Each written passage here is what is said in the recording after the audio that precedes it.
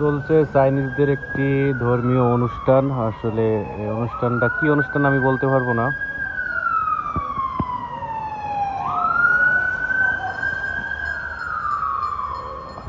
তবে এই অনুষ্ঠানে এরা প্রচুর পরিমাণে কাগজ পোড়ায়। দেখতে পাচ্ছেন এগুলো কিন্তু সবই কাগজ, এবং এখনো প্রচুর পরিমাণে এখানে কাগজ আছে।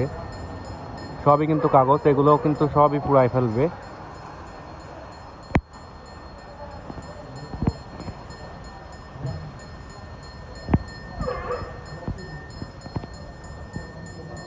এনাদের প্রহরী, আমরা যারা প্রহরী কিংবা আমরা যারা আমাদের ব্রাহ্মণ, আমরা যে হিন্দুদের ভাষায় যে ব্রাহ্মণ বলে থাকি, তেমন দেখুন এখানে একজন আছেন।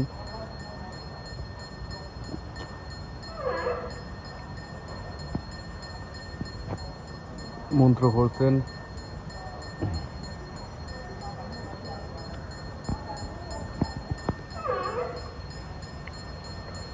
দুঃখের বিষয়, বর্ষাতে বৃষ্টিতে সবকিছু তছনছ করে দিচ্ছে। দেখেন,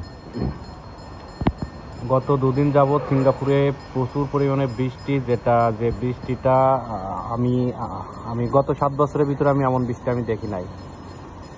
মানে 24 আওয়ার অনগল, 24 আওয়ার 72 আওয়ার হয়ে যাচ্ছে। আজকে সারাদিনে মোটামুটি বৃষ্টি, মোটামুটি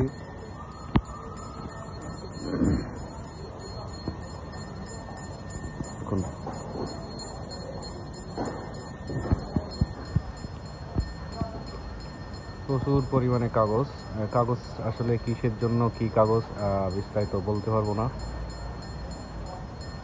দেখুন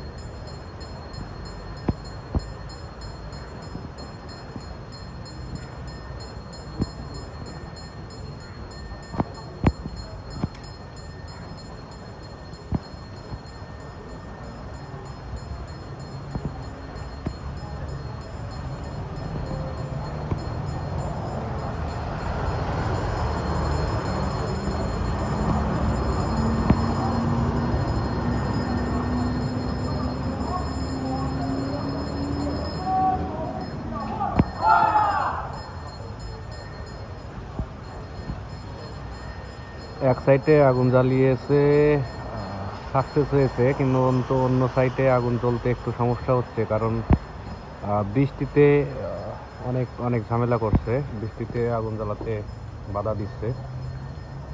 এবং আরেকটা জিনিস দেখাই, আপনার সিঙ্গাপুরে বিশেষ করে চাইনিজদের এই যে এভাবে বিভিন্ন গাছের গোড়ায় কিংবা বিভিন্ন এরকম রাস্তার সাইডে কিন্তু এইভাবে বিভিন্ন ফল, অর্থাৎ বিশেষ করে মাল্টা, লেবু, এগুলা কিন্তু চাইনিজ নিউ ইয়ার উপলক্ষে বিভিন্নভাবে পূজা করে থাকে। শুধু চাইনিজ নিউ ইয়ার না, এটা যে কোনো সময়ে কিন্তু এরা পূজা করে থাকে। দেখুন এখানেও কিছু আছে।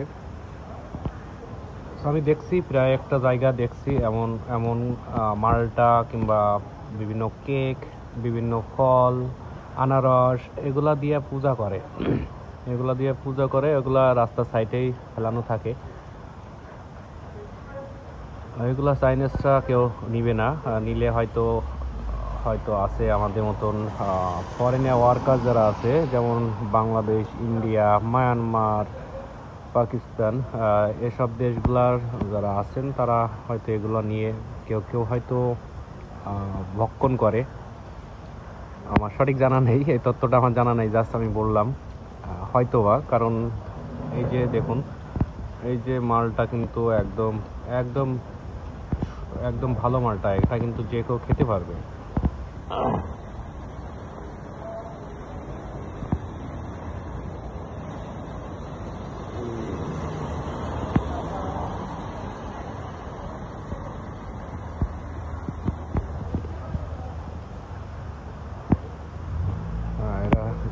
আগুন জ্বালাতে সক্ষম হয়েছে। এটা সারাদিনেই যতক্ষণ থাকবে এভাবে জ্বলবে। দেখুন প্রচুর কাগজ, এভাবে প্রতি জায়গায় সিঙ্গাপুরিয়ান যারা আছেন তারা সব সময় এমনভাবে কিন্তু এই মাসটা কাগজ পোড়াবে, কারণ এটা চাইনিজ নিউ ইয়ারে এনাদের আছে কি তাদের ধর্মীয় রীতিনীতি অনুযায়ী যেগুলা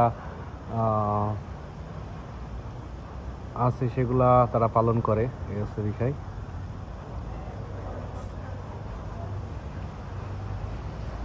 সো এ পর্যন্তই। ভিডিওটা কেমন লাগলো একটু জানিয়ে দিবেন।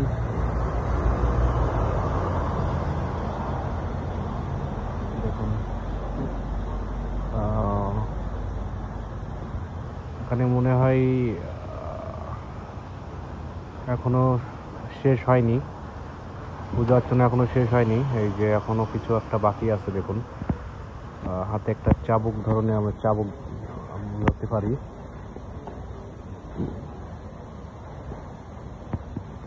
এটা দিয়ে কিন্তু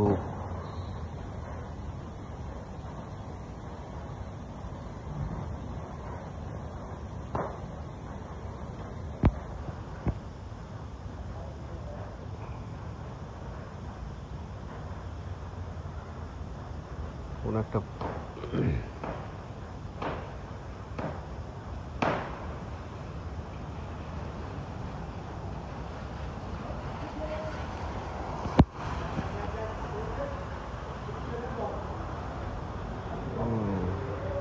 এখনো রহস্য আছে, এখনো এটা দেখার জন্য রহস্য আছে দেখার মতন, যার জন্য একটু রেখে দিচ্ছি। আপনারা দেখতে থাকুন এবং উপভোগ করতে থাকুন চাইনিজদের পূজা অর্চনা, কিভাবে তারা পূজা অর্চনা করে থাকে। দেখুন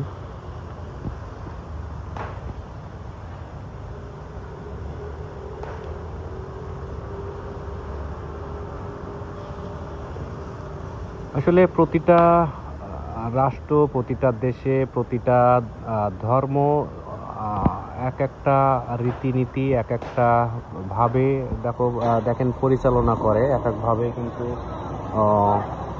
এটাকে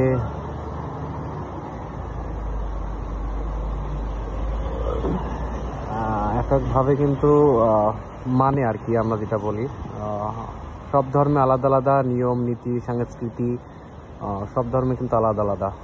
দেখুন একটার সাথে আর একটা মিল নাই। যেমন একটু বলি, আমাদের বাংলাদেশে যে ধর্ম, হিন্দুদের যে ধর্ম সাথে ইন্ডিয়াদের ধর্ম রীতিটা একটু হলেও অনেকটা চেঞ্জ আছে, একটু না অনেকটাই চেঞ্জ আছে।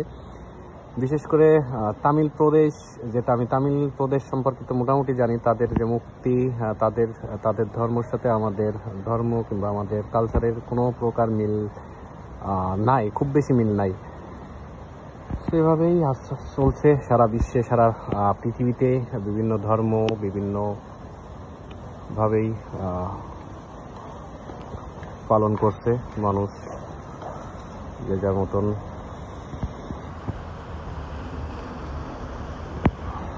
সকলের সংস্কৃতিকে বিশ্বাস করে, সকলের ধর্মকে বিশ্বাস করে সকলেই জীবনযাপন করছে। যাই হোক, পরিশেষে একটি কথাই বলবো, আমরা সবাই মানুষ, এটাই আমাদের বড় পরিচয় হওয়া উচিত। আমরা সবাই মানুষ, কে কোন ধর্ম এটা বিষয় না, বিষয়টা হচ্ছে আমরা সবাই মানুষ। এটাই আমাদের পরিচয় হওয়া অত্যন্ত প্রয়োজন, অত্যন্ত জরুরি আমি মনে করি। ভালো থাকবেন সবাই, ধন্যবাদ সকলকে ভিডিওটা দেখার জন্য।